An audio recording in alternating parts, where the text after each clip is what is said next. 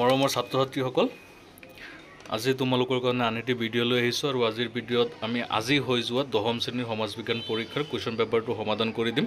ইয়াত যিকেইটা MCQ আছে আটাইকেইটা তোমালোকৰ কাৰণে সলভ কৰি দি আছোঁ। অলপ হুলস্থলীয়া পৰিৱেশ, তথাপিও এনচাৰকেইটা মিলাই লোৱা। অলপ সাউণ্ডত প্ৰব্লেম হ'ব পাৰে, তোমালোকে এনচাৰকেইটা মিলাই ল'বা। আৰু যিসকল চেনেলটো ছাবস্ক্ৰাইব কৰা নাই তোমালোক সকলোৱে ছাবস্ক্ৰাইব কৰি ল'বা। অতি কম সময়ৰ ভিতৰত একদম স্পীডত দি আছোঁ, তোমালোকে চাই মিলাই ল'বা।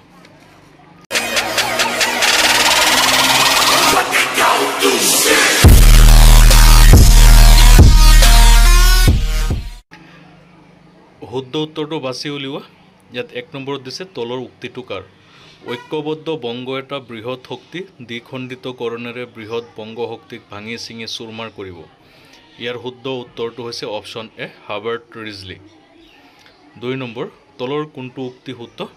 ইয়াৰ এ নম্বৰ উক্তিটোৱে শুদ্ধ। হৰেন্দ্ৰ নাথ বন্দ্যোপাধ্যায়ে সম্পাদনা কৰিছিল বেংগলী। 3 নম্বৰ, সৌৰশক্তি হৈছে এবিধ ডেছ। এটি হ'ব নৱীকৰণযোগ্য সম্পদ, অপশ্যন বি শুদ্ধ। 4 নম্বৰ, তলৰ কোনখন মহাদেশৰ সোঁমাজেৰে বিষুৱ ৰেখা পাৰ হৈ গৈছে? Option C, Africa. Question number 5, দ্বিতীয় গুৰণীয়া মেজমেল, গান্ধী আৰোহণ চুক্তি আৰু আইন অমান্য আন্দোলন অনুষ্ঠিত হৈছিল ক্ৰমে। এইটো তোমালোকে এনেকৈ মিলাবা। দ্বিতীয় গুৰণীয়া মেজমেল হৈছিল 1931, গান্ধী আৰোহণ চুক্তি 1931 আৰু আইন অমান্য আন্দোলন 1932। গতিকে অপশ্যন বি শুদ্ধ। কুৱেশ্যন নম্বৰ 6, টিকেন্দ্ৰজিৎ তলৰ কোনটো বিদ্ৰোহৰ লগত জড়িত? অপশ্যন ডি শুদ্ধ, মণিপুৰ বিদ্ৰোহ। কুৱেশ্যন নম্বৰ 7, ইউৰোপ মহাদেশৰ উচ্চতম ঠাইখন হ'ল? Option B, Mount Blanc. Question number 8, ভাৰতীয় জাতীয় সেনাবাহিনী পুনৰ গঠন কৰাত নেতাজীক কোনে সহায় কৰিছিল? Option B, Rashbehari Bose. Question number 9, তলৰ কোনটো বৃত্তিৰ পৰা অনুন্নত দেশৰ ৰাষ্ট্ৰীয় আয়ত সৰ্বাধিক বৰঙণি আহে? এইটো প্ৰাথমিক বৃত্তি, কাৰণ তাত কৃষিখণ্ডবিলাক জড়িত হৈ আছে যে অনুন্নত দেশৰ কথা কোৱা হৈছে। কুৱেশ্যন নম্বৰ 10, IUCN প্ৰতিষ্ঠা হৈছিল? অপশ্যন এ, ফ্ৰান্সত। কুৱেশ্যন নম্বৰ 11, ভৱিষ্যত প্ৰজন্মৰ প্ৰতি কোনো প্ৰত্যাহ্বান সৃষ্টি নকৰাকৈ বৰ্তমান প্ৰজন্মৰ অভাৱ পূৰণ কৰাকে ডেছ বোলে? অপশ্যন ডি শুদ্ধ, বহনক্ষম উন্নয়ন বোলে। কুৱেশ্যন নম্বৰ 12, আগ্নেয়গিৰি উদগিৰণৰ ফলত প্ৰধানকৈ কোনবিধ গেছ নিৰ্গত হয়? অপশ্যন এ, ছালফাৰ ডাই অক্সাইড। কুৱেশ্যন নম্বৰ 13, মৰুকৰণৰ দ্বাৰা আটাইতকৈ বেছি আক্ৰান্ত হোৱা মহাদেশ এখন হ'ল? অপশ্যন বি শুদ্ধ, উত্তৰ মহাদেশ।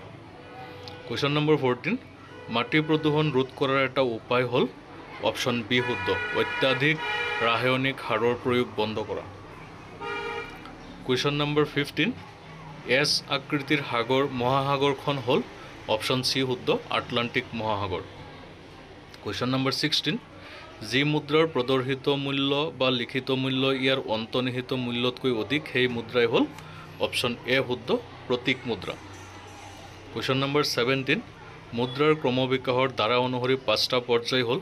তোমালোকে কিতাপত পাইছাই, বিনিময় প্ৰথা, জন্তুমান প্ৰথা, অমুদ্ৰিত ধাতুমান আৰু কাগজী মুদ্ৰা। গতিকে অপশ্যন বি শুদ্ধ। কুৱেশ্যন নম্বৰ 18, তলৰ কোনটো বাক্য শুদ্ধ? ইয়াত অপশ্যন এ, ওপৰৰ দুয়োটাই শুদ্ধ। কুৱেশ্যন নম্বৰ 19, ভাৰতীয় সংবিধানৰ 42তম সংশোধনী মতে সংশোধিত হোৱা শব্দকেইটা হ'ল? সমাজবাদী, ধৰ্মনিৰপেক্ষ আৰু ঐক্য। অপশ্যন এ শুদ্ধ। কুৱেশ্যন নম্বৰ 20, ভাৰতীয় গণতন্ত্ৰত ৰাষ্ট্ৰপতি হৈছে ডেছ শাসক? অপশ্যন চি, নামমাত্ৰ শাসক। কুৱেশ্যন নম্বৰ 21, তলৰ কোনটো বাক্য শুদ্ধ? ইংলেণ্ডৰ সংসদীয় গণতন্ত্ৰত সংসদখন ভাৰতৰ সংসদতকৈ অধিক শক্তিশালী। এইটো শুদ্ধ। ইংলেণ্ডৰ দৰে ভাৰতীয় সংসদীয় গণতন্ত্ৰত ৰাষ্ট্ৰপ্ৰধানজন পুৰুষানুক্ৰমে হোৱা ব্যক্তি। এইটো ভুল। গতিকে কেৱল 1 শুদ্ধ। কুৱেশ্যন নম্বৰ 22, স্বদেশী আন্দোলনৰ পটভূমিত ৰচিত বংগলক্ষ্মীৰ ব্ৰত কথা নামৰ গ্ৰন্থখনৰ লিখক হ'ল? অপশ্যন বি, ৰামেন্দ্ৰ সুন্দৰ ত্ৰিবেদী। কুৱেশ্যন নম্বৰ 23, আফ্ৰিকা মহাদেশৰ বিষয়ে তলত দিয়া উক্তি দুটা পঢ়ি শুদ্ধ উত্তৰটো বাছি উলিওৱা। এইটো অপশ্যন মই লিখিছোঁ বাৰু, তোমালোকক দিলোঁ। তোমালোকে কোৱাচোন কোনে কি এনচাৰ কৰিছা, কমেণ্ট কৰা। এতিয়াই কমেণ্ট কৰা, তাৰপিছত মই কৈ দিম। কুৱেশ্যন নম্বৰ 24, দিয়াবোৰৰ কোনকেইটা মৰুকৰণৰ কাৰণ? কুৱেশ্যন নম্বৰ 24 তোমালোকে চোৱা, ইয়াত যিকেইটা দিছে ইয়াত কোনকেইটা মৰুকৰণৰ কাৰণ? শুদ্ধ অপশ্যন হ'ব বি, অত্যধিক পশুচাৰণ, বননি ধ্বংস। কুৱেশ্যন নম্বৰ 25 শাসন আৰু শোষণ একেলগে চলাই যোৱা হ'ব কথাষাৰ কোনে কৈছিল অপশ্যন বি লৰ্ড কাৰ্জনে 1917 চনত মহাত্মা গান্ধীয়ে দেশৰ কৃষকসকলৰ সমৰ্থন কৰিবলৈ এক সত্যাগ্ৰহ আন্দোলন গঢ়ি তুলিছিল অপশ্যন বি শুদ্ধ গুজৰাটৰ খেৰা জিলাৰ কুৱেশ্যন নম্বৰ 27 ভাৰতীয় বন গৱেষণা আৰু শিক্ষা সংস্থা গঠন কৰা হৈছিল 27 নম্বৰৰ অপশ্যন চি শুদ্ধ 1986 চনত কুৱেশ্যন নম্বৰ 28 সবৰমতী আশ্ৰম ক'ত অৱস্থিত অপশ্যন বি শুদ্ধ গুজৰাটত কোনে বংগমাতাক ভাৰত মাতাৰ ৰূপ দিছিল অপশ্যন বি শুদ্ধ ভগিনী নিবেদিতা 30 নম্বৰ বংগ বিভাজন কাৰ্যকৰী হৈছিল অপশ্যন ডি শুদ্ধ 1905 চনত 31 নম্বৰ ভূগোলবিদ জনছ আৰু ডাৰ্কেনৱাল্ডৰ মতে অৰ্থনৈতিক ভূগোল দেশৰ কাৰ্যকলাপৰ সৈতে জড়িত অপশ্যন এ উৎপাদনক্ষম কুৱেশ্যন নম্বৰ 32 তলৰ কোনটো অজীৱীয় সম্পদ অপশ্যন এ শুদ্ধ বায়ু তলত দিয়ে কোনটো শুদ্ধ ইয়াৰ অপশ্যন বি শুদ্ধ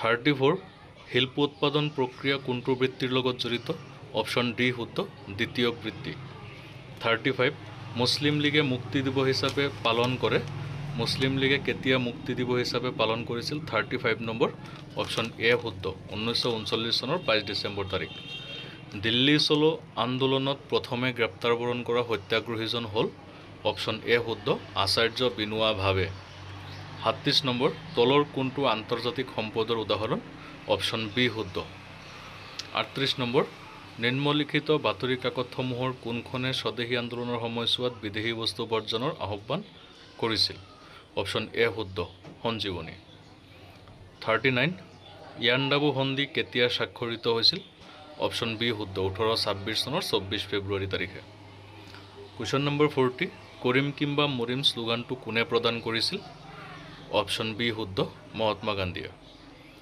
কুৱেশ্যন নম্বৰ 41 তলৰ কোনবিধ গেছ সেউজ গৃহ গেছ ইয়াৰ কাৰণে অপশ্যন বি শুদ্ধ মিথেন কাৰ্বন ডাই অক্সাইড আৰু নাইট্ৰজেন অক্সাইড 42 নম্বৰ তোমালোকে কমেণ্ট কৰিবা তাৰপিছত মই জনাই দিম শুদ্ধ হৈছে নে ভুল হৈছে 43 নম্বৰ সত্যাগ্ৰহৰ কৌশল গান্ধীয়ে কোন দেশত প্ৰথমে প্ৰয়োগ কৰিছিল দক্ষিণ আফ্ৰিকা অপশ্যন এ শুদ্ধ জে.ডব্লিউ. কুইণ্টনক কোন চনত হত্যা কৰা কৰিছিল এইটোৰ অপশ্যন বি শুদ্ধ 1891 চনত কুৱেশ্যন নম্বৰ 45 কেয়াসকল কোন আছিল অপশ্যন এ শুদ্ধ মাৰোৱাৰী মহাজনসকল ছেকশ্যন বিত তোমালোকক কিছুমান কুৱেশ্যন দিছে যেনে ধৰি লোৱা 46 বংগ বিভাজনৰ আঁৰত লৰ্ড কাৰ্জনৰ প্ৰকৃত অভিপ্ৰায় কি আছিল অৰ্থাৎ বংগ বিভাজনৰ অন্তৰ্নিহিত উদ্দেশ্য কি আছিল সেইটো এনচাৰ ছেম হ'ব মহীসোপান আৰু মহীডালৰ পাৰ্থক্য তোমালোকে পাইছাই সম্পদ সংৰক্ষণ বুলিলে কি বুজা ডাইৰেক্ট কুৱেশ্যন জালিয়ানৱালাবাগৰ হত্যাকাণ্ড বুলিলে কি বুজা 1920-22 চনত গান্ধীজীয়ে কিয় অসহযোগ আন্দোলন আৰম্ভ কৰিছিল ইয়াৰ কাৰ্যসূচী কি আছিল 51 নম্বৰ ভাৰতবৰ্ষত সংবিধানৰ প্ৰস্তাৱনাত সংবিধানৰ আদৰ্শ কেনেদৰে প্ৰকাশ পাইছে আলোচনা কৰা 52 নম্বৰ ভাৰতৰ স্বাধীনতা সংগ্ৰামত ভাৰত ত্যাগ আন্দোলনৰ কাৰ্যসূচীক তুমি মাইলৰ খুঁটি হিচাপে সাব্যস্ত কৰিব খোজানে তোমাৰ মতামতৰ সমৰ্থনত যুক্তি দিয়া পাঠভিত্তিক কুৱেশ্যন 53 নম্বৰ অসমত 1857-58 চনৰ বিদ্ৰোহত মণিৰাম দেৱানৰ ভূমিকা আলোচনা কৰা 54 নম্বৰ মুদ্ৰাৰ ধাৰণাটোৰ ক্ৰমবিকাশ সম্পৰ্কে চমুকৈ আলোচনা কৰা এই 5টা পৰ্যায় যে আছে 5টা পৰ্যায় আলোচনা কৰি দিলে হ'ব 55 নম্বৰ সম্পদ আৰু সম্পত্তিৰ মাজৰ পাৰ্থক্য 56 নম্বৰ 1858 চনৰ পাছত কৃষকৰ বিদ্ৰোহ সূচনা হোৱাৰ প্ৰধান কাৰণসমূহ কি আছিল লিখা ফুলগুৰি দাৱাৰ কাৰণবিলাক লিখিলে হৈ যাব 57 নম্বৰ নেহেৰুৰ উদ্দেশ্য সম্পৰ্কিত প্ৰস্তাৱকেইটা আলোচনা কৰা ডাইৰেক্ট আছেই 58 নম্বৰ উত্তৰ আমেৰিকা মহাদেশখনৰ ভূ-প্ৰাকৃতিক গঠন বৈচিত্ৰ্যময় বহলাই লিখা এইটো পাইছেই তোমালোকে পৃথিৱীৰ ভূগোল নামৰ চেপ্টাৰত 59 নম্বৰ পৰিৱেশ পৰিৱৰ্তনৰ প্ৰধান কাৰকবোৰ উল্লেখ কৰা এইটোতো পাইছা তোমালোকে পৰিৱেশ আৰু পৰিৱেশৰ সমস্যা নামৰ চেপ্টাৰটোত প্ৰকল্প 10 নম্বৰ আছে ইমান ইজি কুৱেশ্যন আহিছে ক্লাছ 10ৰ সমাজ বিজ্ঞান গতিকে আশা ৰাখিছোঁ তোমালোক সকলোৰে পৰীক্ষা ভাল হৈছে আৰু আগন্তুক পৰীক্ষাবিলাকৰ কাৰণে শুভেচ্ছা থাকিল ধন্যবাদ